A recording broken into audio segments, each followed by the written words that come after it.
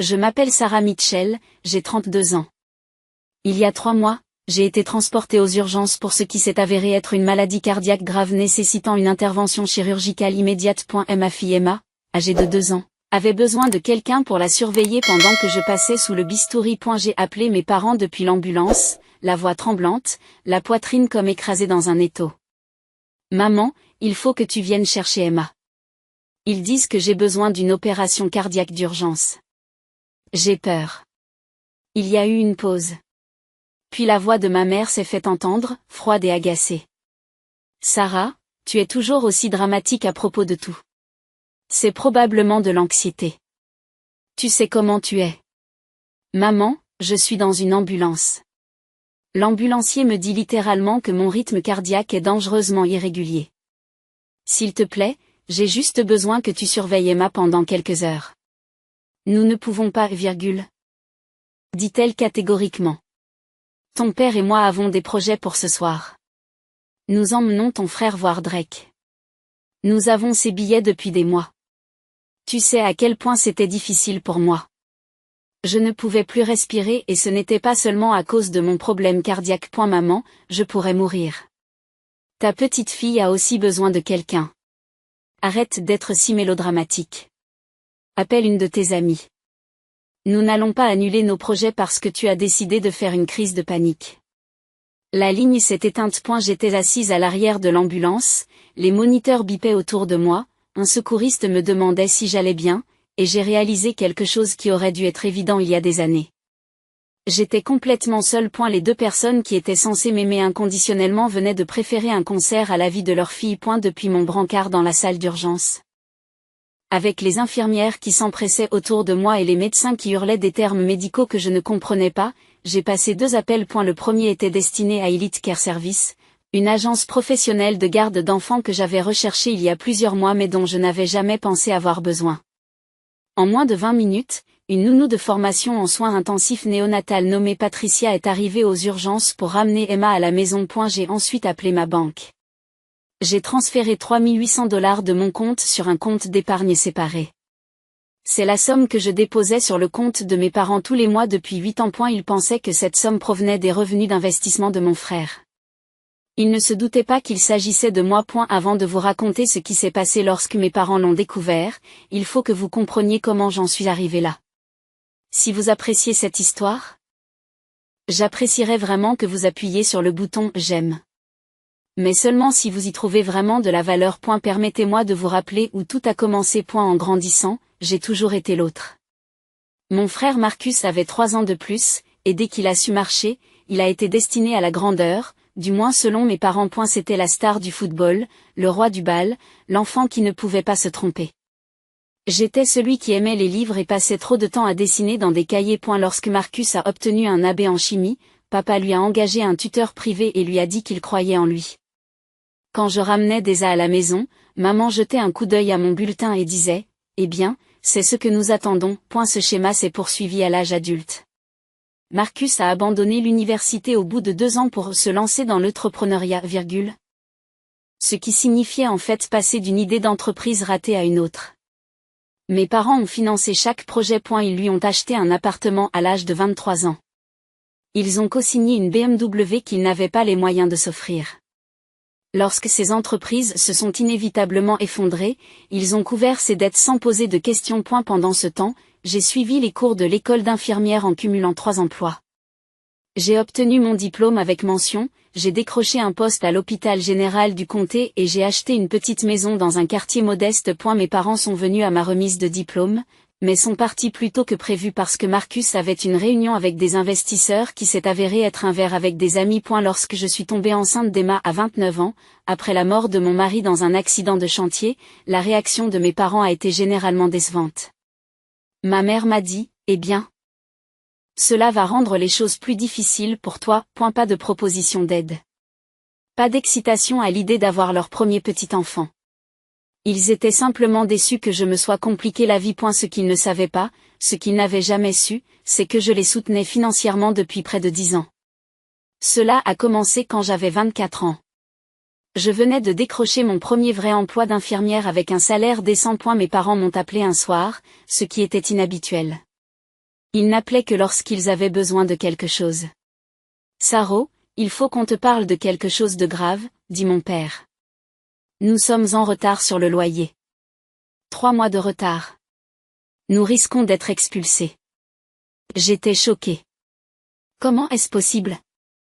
Vous travaillez tous les deux. Les heures de travail de ta mère ont été réduites. J'ai eu des problèmes de dos et j'ai manqué des gardes. Nous avons juste besoin d'un peu d'aide pour rattraper le temps perdu. De combien avez-vous besoin? Environ 4 000 $ pour être à jour et couvrir le mois prochain. J'avais 6 000 $ sur mon compte d'épargne. De l'argent que j'avais soigneusement mis de côté. Mais il s'agissait de mes parents. Ils avaient besoin d'aide. Je peux vous aider, ai-je dit. Merci, ma chérie. Nous vous rembourserons dès que nous serons sur pied. Ils ne m'ont jamais remboursé. Mais un mois plus tard, ils ont rappelé. Puis le mois suivant. Et le suivant. C'est devenu une habitude. Ils avaient besoin de 8 cents $ ici, de 1200 $ là. Toujours de manière temporaire. Toujours jusqu'à ce qu'ils se remettent sur pied. Après 6 mois de paiements irréguliers. J'ai fait quelque chose qu'ils ignoraient. J'ai appelé directement leur propriétaire et j'ai mis en place un système de paiement automatique.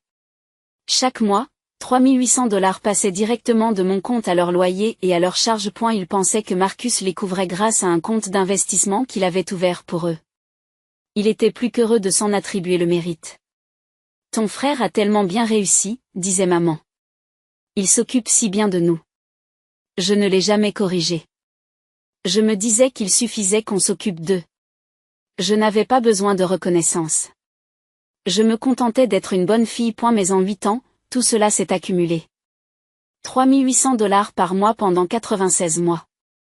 Cela fait 364 800 $. Plus d'un tiers d'1 million de dollars que j'avais discrètement transmis à mes parents. Alors qu'ils louaient Marcus pour sa générosité et me traitaient comme un élément secondaire. À la naissance d'Emma, je les ai appelés pour le leur dire. C'est gentil, ma chérie, a dit maman. Je ne peux pas parler longtemps. Nous allons dîner chez Marcus. Il fait griller des steaks. Ils n'ont pas visité l'hôpital. Ils n'ont pas apporté de cadeaux. Ils n'ont pas proposé leur aide. Quand Emma avait 3 mois et que je me noyais dans l'épuisement et le chagrin de mon mari, ils sont venus une fois. Maman a pris Emma dans ses bras pendant 5 minutes avant de la rendre. Elle est capricieuse, a-t-elle dit, comme si c'était de ma faute. Ils sont partis au bout de 20 minutes parce qu'ils avaient des billets de théâtre avec Marcus. Pendant 2 ans, telle a été ma réalité. Travailler à plein temps comme infirmière aux urgences, élever Emma seule. Payer le loyer de mes parents pendant qu'ils prodiguaient leur attention à Marcus et ignoraient leur petite fille. Je me disais que tout allait bien. Je n'avais pas besoin de Emma et moi nous débrouillions très bien toutes seules. Puis mon cœur a commencé à lâcher. Cela a commencé 3 semaines avant l'urgence. J'étais au travail, en plein milieu d'une garde, quand j'ai senti mon cœur s'emballer.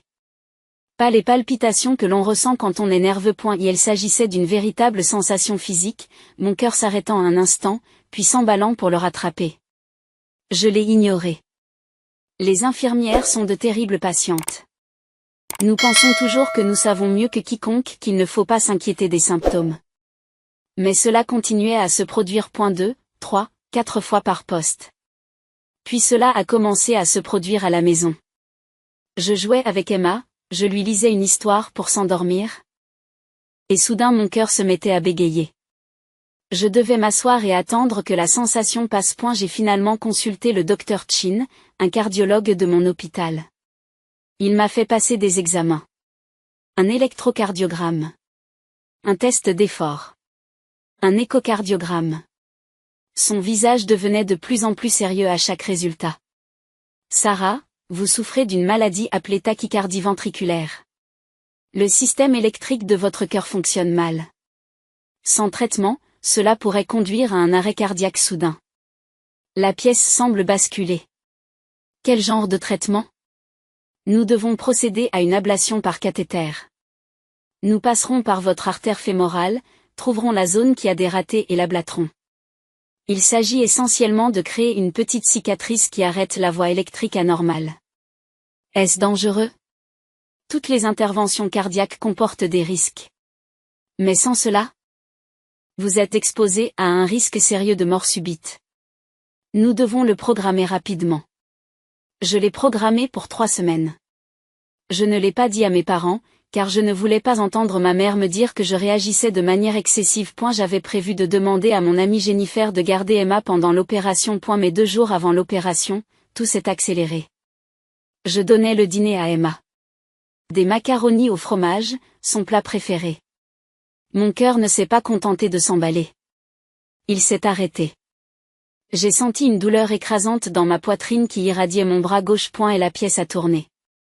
Je ne pouvais plus respirer. Emma m'a regardé avec ses grands yeux bruns. Maman va bien, j'ai réussi à composer le 911 avant de m'effondrer. La dernière chose dont je me souvienne avant l'arrivée des ambulanciers, c'est la petite main d'Emma qui me tapotait le visage en disant « Maman, réveille-toi » dans l'ambulance. On m'a dit que j'avais fait une tachycardie ventriculaire soutenue. Mon rythme cardiaque était supérieur à 200 battements par minute. Ils ont dû m'administrer un cardioverre, c'est-à-dire un choc pour que mon cœur retrouve son rythme. Je devais être opéré d'urgence. Ce soir. C'est à ce moment-là que j'ai appelé mes parents. Et c'est là qu'ils m'ont dit qu'ils avaient des billets pour Drake. Patricia, la nounou d'Elite Care, a été une bénédiction. Elle avait la cinquantaine, 20 ans d'expérience en soins intensifs néonatal et la compétence calme de quelqu'un qui a tout vu. Elle est arrivée aux urgences en moins de 30 minutes, a évalué la situation immédiatement et a pris Emma dans ses bras. Maman doit aller aider les médecins, dit-elle à Emma d'une voix apaisante. Toi et moi, nous allons passer une bonne nuit chez toi. Nous lirons des histoires et prendrons des collations et quand tu te réveilleras, maman t'appellera. Est-ce que ça te va? Emma, qui avait l'habitude de se méfier des étrangers, acquiesça et prit la main de Patricia. Il y a quelque chose chez cette femme qui respire la sécurité. Merci, ai-je murmuré, les larmes coulant sur mon visage. Chérie, concentre-toi sur ta guérison. Ta petite fille ira bien. Je m'en occupe. Et la dernière chose à laquelle j'ai pensé avant l'anesthésie a été, mes parents sont à un concert en ce moment. Ils chantent Drake pendant que leur fille subit une opération à cœur ouvert. L'intervention a duré 4 heures. Le docteur Chin m'a dit plus tard que l'opération était plus compliquée que prévu. Ils avaient trouvé plusieurs voies anormales et devaient procéder à une ablation approfondie. À un moment donné, vers la 3e heure, mon cœur s'est complètement arrêté et ils ont dû le faire redémarrer. J'aurais pu mourir. Lorsque je me suis réveillée à l'unité de soins intensifs de cardiologie, la première chose que j'ai faite a été de demander des nouvelles d'Emma. L'infirmière, Diane, que je connaissais a souri et m'a montré son téléphone. Patricia avait envoyé des nouvelles toutes les heures. Des photos d'Emma dormant paisiblement, des émojis de pouces levés, des messages rassurants. Vous avez une bonne équipe qui s'occupe de votre petite fille, a dit Diane. Oui, j'ai répondu doucement. C'est vrai. Mes parents n'étaient pas là. Je ne m'attendais pas à ce qu'ils le soient. Mais une petite partie de moi avait espéré que peut-être, juste peut-être, ils se rendraient compte de la gravité de la situation et se montreraient. Ils ne sont pas venus. Je suis restée aux soins intensifs pendant 2 jours, puis j'ai été transférée dans un service de cardiologie normale pendant 3 autres jours. Patricia est restée avec Emma pendant tout ce temps, refusant de partir tant que je n'étais pas rentrée chez moi et que mon état n'était pas stable. J'ai essayé de la payer le double de son tarif. Elle a refusé. Certaines choses sont plus importantes que l'argent, a-t-elle déclaré. Cette petite fille avait besoin de quelqu'un qui soit pleinement présent. Je suis heureuse d'avoir pu être cette personne. Pendant ces 5 jours à l'hôpital, mon téléphone est resté silencieux. Pas d'appel de mes parents. Pas de texto me demandant comment s'était déroulée cette dramatique crise de panique. Rien. Mais le 3e jour, quelque chose d'intéressant s'est produit. Mon père a appelé pas pour prendre de mes nouvelles, mais pour se plaindre. Sarah, il y a un problème avec le paiement du loyer. Le propriétaire a appelé et a dit qu'il n'avait pas été payé ce mois-ci. Peux-tu vérifier avec Marcus? Il s'occupe de tout ça mais je n'arrive pas à le joindre. J'étais toujours reliée à un moniteur cardiaque, je me remettais encore d'une opération qui m'avait sauvé la vie, et mon père m'appelait pour se plaindre du loyer. Je ne sais rien de tout cela, papa ai-je dit d'une voix plate. Tu devras t'en occuper toi-même. Tu peux au moins appeler Marcus pour nous? Tu sais qu'il ne répond pas au téléphone. Non, papa. Je ne peux pas. Je suis à l'hôpital. Oh, encore?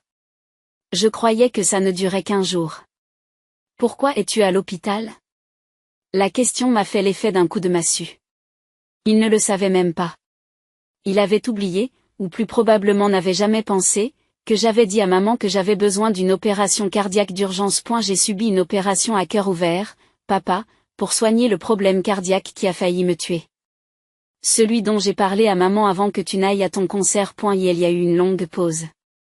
Il y a eu une longue pause. Eh bien, tu as l'air d'aller bien maintenant. Alors, pour le loyer, je lui ai raccroché au nez. Pour la première fois de ma vie, j'ai raccroché au nez de mon père. Et à ce moment-là, j'ai pris une décision. J'en avais fini. Je suis rentrée chez moi le 6e jour. Patricia m'a aidé à m'installer, s'est assurée qu'Emma et moi avions tout ce dont nous avions besoin, et n'est partie que lorsque je l'ai littéralement poussée vers la porte avec un chèque pour une semaine de soins. Appelez-moi si vous avez besoin de quoi que ce soit, m'a-t-elle dit. Et je dis bien n'importe quoi. Je t'ai donné mon numéro de portable personnel pour une raison précise. Emma était ravie de m'avoir à la maison, mais elle était aussi remarquablement bien adaptée compte tenu des circonstances. Patricia avait été aussi bonne que cela. Nous avons passé le premier jour à nous câliner sur le canapé en regardant des films de Disney et en mangeant des glaces à midi. Mes parents n'avaient toujours pas appelé. Le 7e jour, j'étais assis à la table de ma cuisine, avec mon ordinateur portable. Et je passais en revue mes finances. Mon cardiologue m'avait recommandé de prendre au moins 6 semaines de congé pour me rétablir complètement. Entre l'invalidité de courte durée et mes économies, je m'en sortirais, mais seulement si j'arrêtais le prélèvement mensuel de $3,800. J'ai fait apparaître le paiement automatique au propriétaire de mes parents. Mon doigt est resté un long moment sur le bouton d'annulation. 8 ans de paiement. Près de $365,000. Tous effectués discrètement, sans reconnaissance, par un sens erroné du devoir filial. Et quand j'avais eu le plus besoin d'eux, ils avaient choisi Drake. J'ai cliqué sur Annuler. Puis j'ai rédigé un courriel à l'intention de mes parents. Maman et papa. À partir d'aujourd'hui, je cesse de payer le loyer et les charges que j'ai versées en votre nom au cours des 8 dernières années. Le virement automatique de $3,800 par mois est maintenant annulé. Ce message vous laisse peut-être perplexe. Car vous pensiez que Marcus prenait en charge ses dépenses. Ce n'était pas le cas. C'était toujours moi. Pendant 96 mois consécutifs, j'ai payé votre loyer tout en travaillant à temps plein, en m'inscrivant à l'école d'infirmière et en élevant seule ma fille après le décès de mon mari. Lors de ma récente opération cardiaque d'urgence, une opération nécessaire pour me sauver la vie, je t'ai appelé pour que tu m'aides avec Emma. Tu as refusé parce que tu avais des billets de concert. Tu n'as pas appelé pour prendre de mes nouvelles après l'opération. Tu ne m'as pas demandé si l'opération s'était bien passée. Tu n'as pas demandé des nouvelles de ta petite fille. Le seul appel que j'ai reçu, c'est celui de papa qui m'a demandé de poursuivre Marcus à propos d'un paiement de loyer qui n'avait pas été effectué. Ce paiement n'a pas été effectué parce que j'étais aux soins intensifs. Me remettant d'une intervention au cours de laquelle mon cœur s'est arrêté et a dû être redémarré. J'ai versé $364,800 pour vous soutenir au fil des ans. Je l'ai fait discrètement parce que je t'aimais et que je voulais t'aider. Mais j'en ai assez d'être invisible pendant que Marcus reçoit tous les honneurs et toute l'attention. À l'avenir, tu devras te débrouiller seul. Je vous souhaite le meilleur. 3 fois. Je l'ai lu 3 fois. Puis j'ai appuyé sur envoyer. Pour la première fois en 8 ans, je me suis sentie légère. Ils ont reçu l'email à 16h37, un mardi.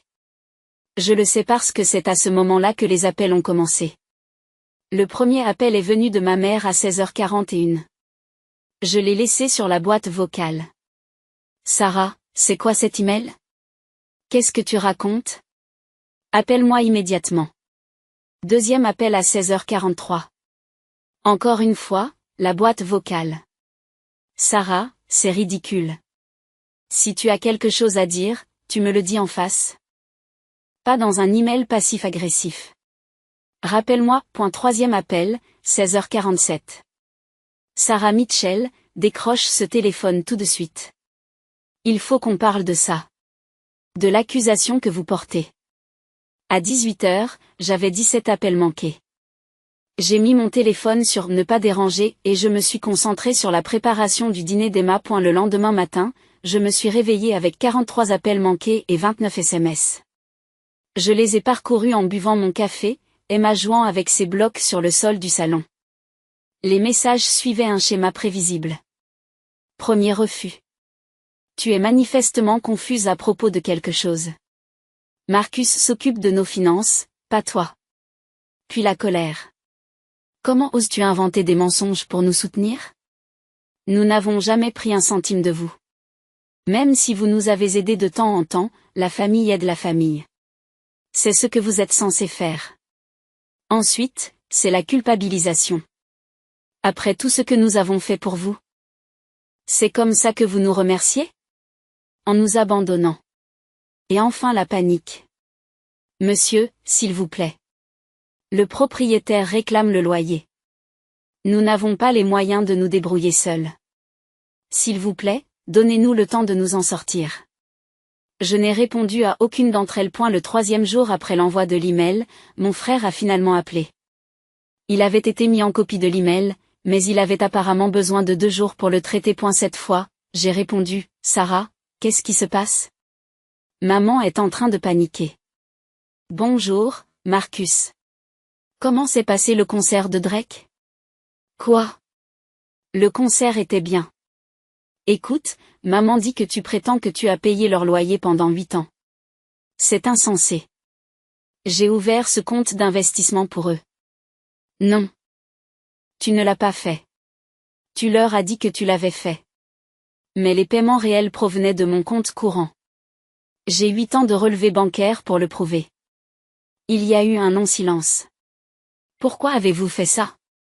Parce qu'ils avaient besoin d'aide et que je suis leur fille. La meilleure question est de savoir pourquoi vous les avez laissés croire que c'était vous. Parce que je veux dire que ça les a rendus heureux. Ils étaient fiers de moi. Et cela valait plus pour vous que la vérité? Sarah, tu ne comprends pas. J'ai connu beaucoup d'échecs. Beaucoup de déceptions. Ils avaient besoin de croire que je réussissais quelque chose. Ça ne faisait de mal à personne. C'est moi qui en souffrais. Marcus. J'ai souffert à chaque fois qu'ils t'ont félicité pour ta générosité tout en ignorant tout ce que j'ai fait. J'ai souffert quand j'ai eu besoin d'aide avec Emma et qu'ils étaient trop occupés à célébrer ton dernier projet. Ça m'a vraiment fait mal quand j'ai dû subir une opération cardiaque d'urgence et qu'ils ne pouvaient pas s'en préoccuper parce qu'ils avaient des billets de concert avec toi. Je ne savais pas pour l'opération. Parce qu'aucun d'entre vous ne m'a jamais demandé comment j'allais. C'est quand la dernière fois que vous m'avez appelé pour parler? Quand est-ce que l'un d'entre vous a demandé pour la dernière fois des nouvelles d'Emma? Vous ne savez rien de ma vie parce que vous n'avez jamais cherché à savoir. Ce n'est pas juste. Juste? Tu veux parler d'équité? J'ai donné à nos parents 364 800 $ alors que tu leur as fait des promesses vides et que tu t'es attribué mon argent. Je ne pense pas que tu puisses me faire la leçon sur l'équité. J'ai raccroché avant qu'ils ne puissent répondre. Les appels se sont intensifiés. Au 5e jour, je recevais 60 à 70 appels par jour de différents numéros. Mes parents, Marcus, ma tante Linda, mon oncle Frank. Tous les membres de la famille sont intervenus. Les messages allaient de l'accusation à la supplication, en passant par l'hostilité pure et simple. Mon message préféré était celui de ma tante Linda. Ta mère est dévastée. Comment peux-tu être aussi cruel avec les gens qui t'ont élevé? J'ai répondu, les gens qui m'ont élevé m'ont appris à être indépendante et à me suffire à moi-même. Je ne fais que suivre leurs conseils. Elle n'a pas répondu. 2 semaines après avoir envoyé ce courriel. J'ai eu un rendez-vous de suivi avec le docteur Chin. Emma est venue avec moi. Comme je n'étais toujours pas autorisée à conduire, Patricia nous a conduites à l'hôpital. Nous étions dans la salle d'attente lorsque mes parents sont entrés. J'ai d'abord vu ma mère. Elle avait l'air plus âgée, plus fatiguée. Mon père était derrière elle. Son visage avait cette expression sévère qu'il arborait lorsqu'il s'apprêtait à donner une conférence. Ils m'ont tout de suite repéré. Sarah, il faut qu'on parle, dit maman en s'approchant. Tu ne peux pas nous ignorer indéfiniment. Emma s'est recroquevillée contre moi. Elle ne les reconnaissait pas. Il l'avait vu si rarement qu'il lui était pratiquement étranger. Pas ici, dis-je à voix basse. J'ai un rendez-vous. Cela fait 2 semaines que nous essayons de vous joindre. 2 semaines, Sarah. Sais-tu ce que tu nous as fait endurer? Je sais exactement ce que je vous ai fait endurer. La même chose que tu m'as fait subir quand j'ai été opérée d'urgence et que tu as préféré Drake à ta fille. Nous ne savions pas que c'était grave. Je t'ai dit que j'étais dans une ambulance. Je t'ai dit que j'avais besoin d'une opération du cœur. Qu'est-ce qui n'a pas l'air sérieux dans tout ça? Mon père prend enfin la parole. Tu as toujours exagéré les choses, Sarah. Chaque petite douleur est une crise pour toi. Nous pensions que tu étais en train de dramatiser. J'ai failli mourir, ai-je dit, la voix tremblante. Mon cœur s'est arrêté pendant l'opération. Ils ont dû le redémarrer. J'aurais pu laisser Emma orpheline. Et tu n'as même pas appelé pour prendre de mes nouvelles après l'opération. Nous allions le faire aussi, dit faiblement maman. Nous avons été occupés. Trop occupés pendant 2 semaines. Tu as trouvé le temps de m'appeler 70 fois hier à propos de l'argent du loyer? Mais tu n'as pas trouvé le temps de me demander si ta fille avait survécu à l'opération. Une infirmière est apparue dans l'embrasure de la porte. Sarah Mitchell, le docteur Chin est prêt à vous recevoir. Je me suis levée et j'ai pris la main d'Emma. Je dois y aller. Nous n'avons pas fini d'en parler, dit papa. Si, on a fini. On a fini de parler de tout. J'ai commencé à m'éloigner, mais maman m'a attrapé le bras. Monsieur, s'il vous plaît. Nous allons perdre notre appartement. Nous ne pouvons pas nous le permettre sans votre aide. Donnez-nous juste quelques mois de plus pour régler les choses. Vous avez eu 8 ans pour vous en sortir. J'en ai assez de subventionner ta vie pendant que tu me traites comme si je n'existais pas. Mais où allons-nous aller? Qu'est-ce qu'on va faire? Je ne sais pas, maman. Peut-être que Marcus peut nous aider. C'est lui qui a réussi, non? Celui qui s'occupe si bien de toi. J'ai dégagé mon bras et j'ai suivi l'infirmière dans le couloir. Derrière moi, je pouvais entendre la voix de ma mère s'élever et appeler mon nom. Je ne me suis pas retournée et la salle d'examen du docteur Chen était calme et silencieuse. Il a vérifié mes incisions, examiné les résultats de mes tests et a souri. Vous guérissez très bien. Votre rythme cardiaque est parfait. Quoi que vous fassiez, continuez à le faire, point. J'ai exclu les personnes toxiques de ma vie, ai-je dit. Il s'avère que c'est bon pour la santé cardiaque. Il a ri. C'est le meilleur remède qui soit, point. Quand nous avons terminé, Patricia attendait dans le hall avec Emma. Mais il y avait quelqu'un d'autre avec elle. Le docteur Morrison, le médecin des urgences qui était de garde la nuit de mon arrivée. Sarah, dit-il chaleureusement, c'est bon de vous voir debout et de marcher. Comment vous sentez-vous? Beaucoup mieux. Merci. Vous m'avez sauvé la vie cette nuit-là. Nous avons tous fait notre travail. Mais écoutez, je voulais vous parler de quelque chose. J'étais dans la salle d'attente et je n'ai pas pu m'empêcher d'entendre votre conversation avec ces gens. Ce sont tes parents? J'ai eu un haut-le-cœur. Oui. Je suis désolée s'ils ont fait une scène. Non, non. Rien de tout cela. Mais il hésite. Sarah, il faut que je te dise quelque chose. La nuit où tu es arrivée, quand tu étais en VTAC, je t'ai demandé qui était ton contact en cas d'urgence. Tu as répondu tes parents. Je les ai appelés pendant que tu étais en chirurgie. Le monde a basculé. Tu as fait quoi? J'ai appelé le numéro que tu m'as donné. Ta mère a répondu. Je me suis présenté comme un médecin des urgences du County General et je lui ai dit que tu étais dans un état critique, que tu subissais une opération cardiaque d'urgence et qu'elle devait venir à l'hôpital immédiatement. Qu'a-t-elle dit? L'expression du docteur Morrison était sombre. Elle m'a demandé si vous alliez mourir dans les 2 prochaines heures. J'ai répondu que je ne savais pas, mais que votre état était grave et instable. Elle a dit, et je cite, si elle est encore en vie dans 2 heures, je penserai à passer demain. Nous avons des projets pour ce soir. Elle a raccroché. La pièce s'est mise à tourner. Je me suis assis sur un banc dans le couloir. J'ai consigné l'appel dans votre dossier, poursuit le docteur Morrison.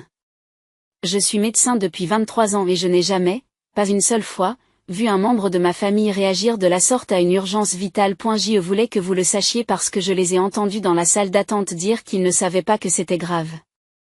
Ils le savaient, Sarah. Ils savaient absolument et ils ont choisi de ne pas venir. La main de Patricia était sur mon épaule et me soutenait. Emma était dans ses bras, jouant avec son collier. Inconsciente. Pourquoi me dis-tu cela? J'ai chuchoté. Parce que tu avais l'air d'hésiter. Comme si tu remettais en question ta décision de leur couper les vivres. Et je voulais que tu saches que ta décision était la bonne. Les parents qui réagissent ainsi à l'urgence médicale de leur enfant. Il a secoué la tête. Vous méritez mieux. Cette petite fille mérite mieux. Merci, j'ai réussi. Merci de me l'avoir dit. Il a hoché la tête et s'est éloigné. Je suis restée là un long moment à réfléchir. Il savait. Depuis le début, ils savaient que c'était grave et ils étaient allés au concert malgré tout. Et maintenant, ils étaient dans cette salle d'attente à réécrire l'histoire, à prétendre qu'ils avaient été victimes de ma mauvaise communication. Patricia s'est assise à côté de moi. Ça va, chérie? Oui, dis-je lentement. Oui, je crois que ça va. Nous nous sommes levés pour partir, en direction de la sortie. Lorsque nous sommes passés devant la salle d'attente, mes parents étaient toujours là, en train de parler à la réceptionniste, probablement pour savoir quand aurait lieu mon prochain rendez-vous. Mon père m'a vu et a commencé à se lever. J'ai croisé son regard et j'ai secoué la tête une fois. Il s'est figé. Puis le docteur Morrison est entré dans la salle d'attente. Je n'ai pas entendu ce qu'il a dit, mais j'ai vu le visage de mon père devenir pâle. Absolument blanc. Ses mains se sont mises à trembler. Les yeux de ma mère se sont écarquillés. Le docteur Morrison lisait un tableau. Je me suis rendu compte que c'était mon dossier. Il leur disait exactement ce qu'il m'avait dit. Sur l'appel téléphonique. De la réponse de ma mère.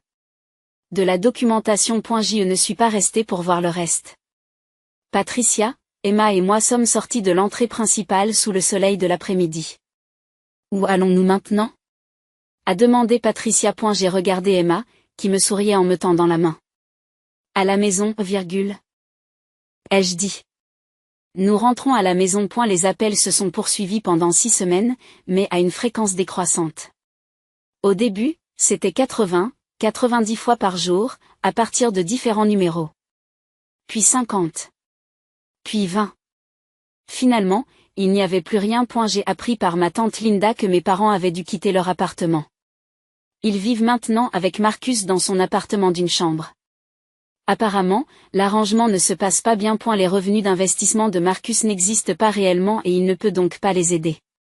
Ils font une demande de logement pour personnes âgées et d'aide gouvernementale. Je ne ressens rien à ce sujet. De la satisfaction, pas de la culpabilité, rien. Ils ont fait leur choix. J'ai repris le travail, à temps partiel. Le temps de me rétablir. L'hôpital m'a incroyablement soutenu et mes collègues sont devenus ma vraie famille.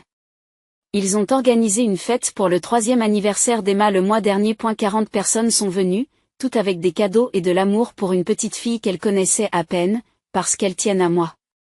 Patricia garde encore Emma 2 fois par semaine.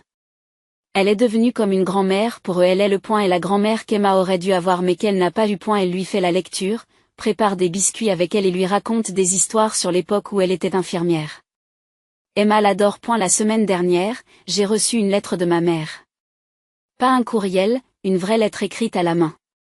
J'ai failli la jeter sans la lire, mais la curiosité a pris le dessus. Chère Sarah. Cela fait 3 mois que je réfléchis à ce que je vais te dire. Ton père dit qu'il faut oublier et aller de l'avant. Marcus dit que tu finiras par changer d'avis. Mais je sais que c'est mieux. Je sais ce que nous avons fait. Je sais que nous avons fait le mauvais choix. Cette nuit-là, quand le médecin a appelé, je me suis dit que tu irais bien. Tu vas toujours bien. Tu es forte et capable et tu n'as pas vraiment besoin de nous. C'est ce que je me suis dit. Mais la vérité, c'est que j'étais en colère. En colère parce que tu interrompais nos projets. En colère parce que tu semblais toujours avoir besoin de quelque chose. En colère parce que tu n'étais pas Marcus. Le Marcus facile. Charmant et prospère qui ne demandait jamais rien. Je n'ai compris que bien plus tard que tu ne demandais jamais rien parce que nous t'avions appris qu'il était inutile de demander. Le médecin nous a dit ce que j'ai dit au téléphone. Il nous a dit que ton cœur s'était arrêté pendant l'opération. Il nous a dit que tu aurais pu mourir et que nous n'étions pas là. Ton père n'est plus le même depuis. Il ne le dit pas, mais je sais qu'il y pense. Et si tu étais morte, et si Emma avait grandi sans mère parce que nous voulions voir un concert? Je ne peux pas revenir en arrière. Je ne peux pas revenir en arrière et faire des choix différents. Tout ce que je peux faire, c'est te dire que je suis désolée et que je sais que ce n'est pas suffisant. Je ne m'attends pas à ce que tu me pardonnes. Je ne m'attends pas à ce que tu nous laisses revenir dans ta vie. Je voulais juste que tu saches que je le vois maintenant. Je vois ce que nous t'avons fait et j'ai honte. J'aime maman. Je l'ai lu 2 fois. Puis je l'ai plié soigneusement et je l'ai rangé dans un tiroir. Peut-être qu'un jour, je ressentirai quelque chose en la lisant. Peut-être qu'un jour, les excuses auront de l'importance. Mais aujourd'hui, ce n'est pas le cas. Aujourd'hui, j'ai une vie à vivre et une fille à élever. Je fais les 200 les personnes qui m'ont appris que je ne valais pas la peine de me montrer. Emma court dans la cuisine, ses petits pieds patinent sur le carrelage. Emma. On peut aller au parc? Absolument, dis-je en la prenant dans mes bras. Allons-y. Alors que nous marchons vers le parc, la main d'Emma dans la mienne. Je pense à ce que j'ai appris. J'ai appris que la famille, ce n'est pas seulement le sang. Ce sont les gens qui se manifestent quand on a besoin d'eux. C'est Patricia qui a tout laissé tomber pour s'occuper de l'enfant d'un étranger. C'est le docteur Morrison qui s'est assuré que je connaissais la vérité. Ce sont mes collègues de travail qui sont devenus mon système de soutien. J'ai appris qu'être une bonne personne ne signifie pas être un paillasson. J'ai passé 8 ans à essayer de gagner l'amour de mes parents en les soutenant financièrement, et tout ce que j'ai obtenu, c'est d'être considérée comme acquise. J'ai appris que certaines relations ne valent pas la peine d'être sauvées. Tous les membres de la famille ne méritent pas une place dans votre vie, et s'éloigner de la toxicité n'est pas cruel. C'est de l'autopréservation. Mon téléphone sonne. C'est un message de Patricia. On dîne chez moi dimanche? Je fais du rôti. Emma peut m'aider à faire des cookies. Je lui réponds par texto, nous serons là. C'est ma famille maintenant. Celle que j'ai choisie. Celle qui m'a choisi en retour. Et mon cœur physique littéral et mon cœur émotionnel, n'a jamais été aussi sain. 6 mois après l'opération, j'ai croisé mon frère dans une épicerie. Il était seul, semblait fatigué et plus vieux que ses 35 ans.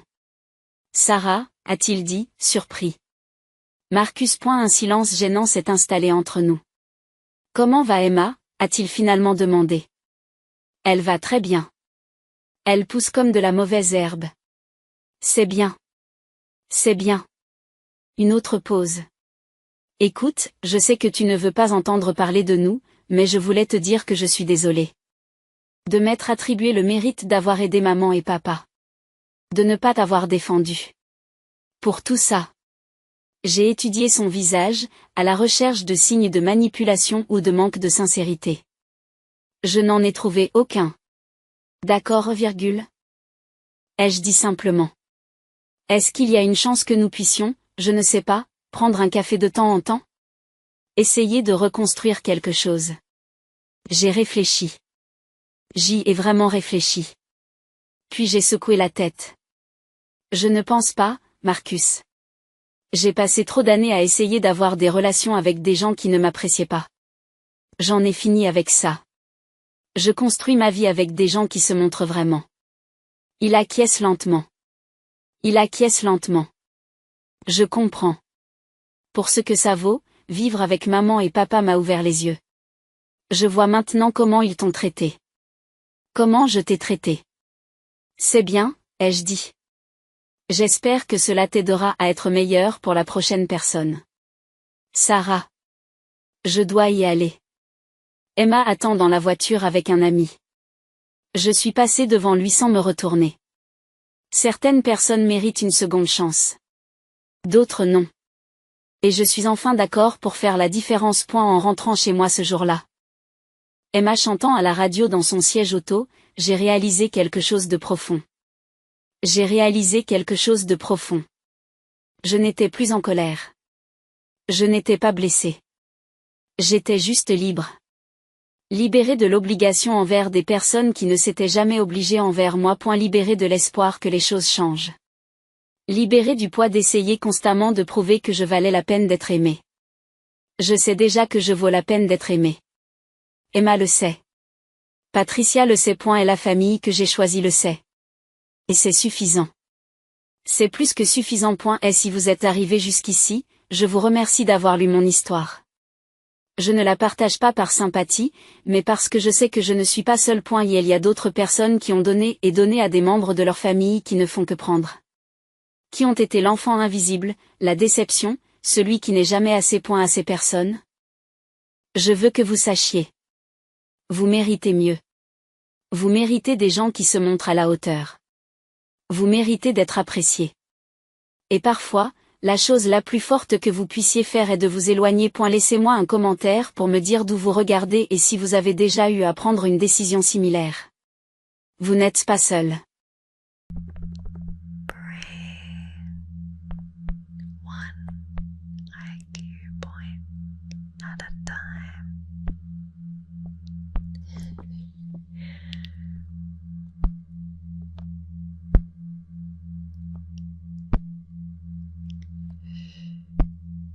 You know exactly what I mean.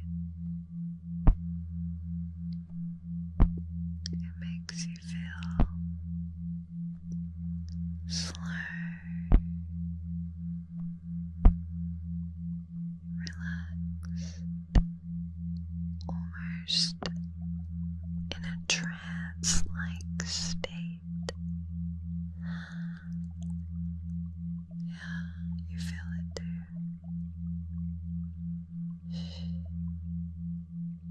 Just let that feeling take complete control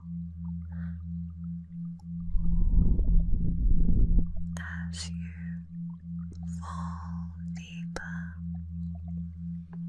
and deeper into relaxation.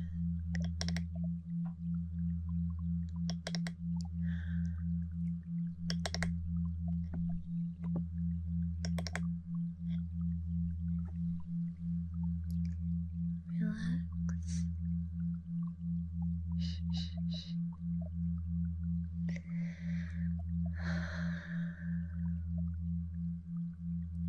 Relax. It's making me want to close my eyes. Does it make you want to close your eyes?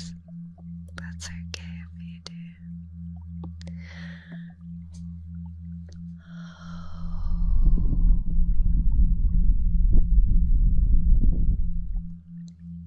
Let's have a little break for your brain. Ready? 1, 2, 3.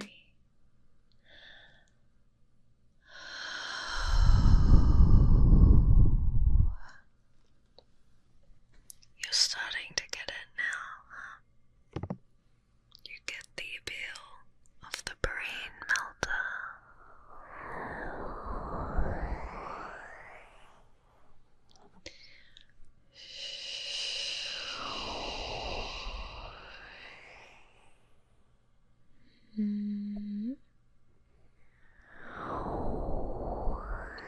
Next, when I turn it on, I'll get up nice and close for some hand movements as well. Okay.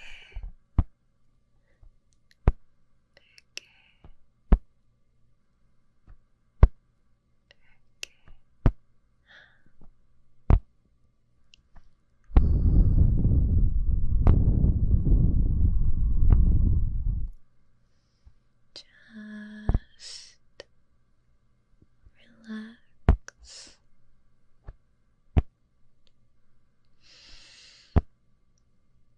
While I melt your brain. Ready? You're ready for more? Okay.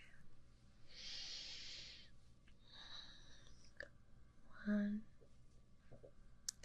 2, 3. instantly takes over your mind. Instantly takes over your mind. Just let it happen. Okay, hold still.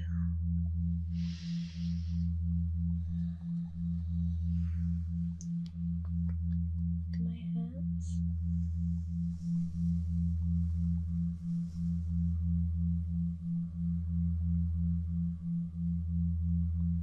Slow.